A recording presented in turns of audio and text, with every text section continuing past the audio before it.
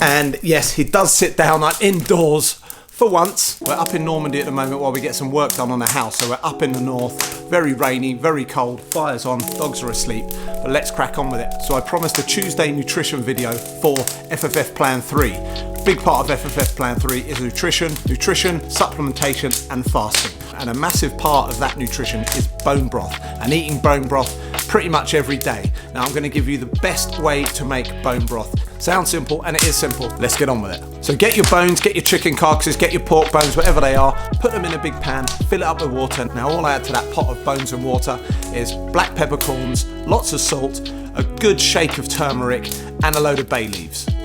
Now turn it up into full heat. When it starts boiling, put the lid on and turn it right down all the way, as low as it will go. You're gonna leave it simmering with the lid on that low heat for at least 20, I normally do 24 hours. Once 24 hours is gone, take the lid off, turn it off, wait for it to cool down a bit, strain it into a bowl. Now once it's cooled down, you'll have this amazing jelly. Now this is the real bone broth here. When you got that jelly, it means all the goodness has come out of those bones. You've boiled everything out of them. There you go, simple as that. Just add 1 or 2 ladles into any sauces you're making. If it's bolognese, if it's curry, if it's a nice winter stew, very apt for the weather here. And I'll quickly run through some of the main benefits of consuming bone broth every single day. Boosts your collagen, great for digestion, very good for the immune system, also can help with sleep. Follow that recipe, save this video, share it with your friends, give us a like, give us a subscribe, and I will catch you on the next one. Latest.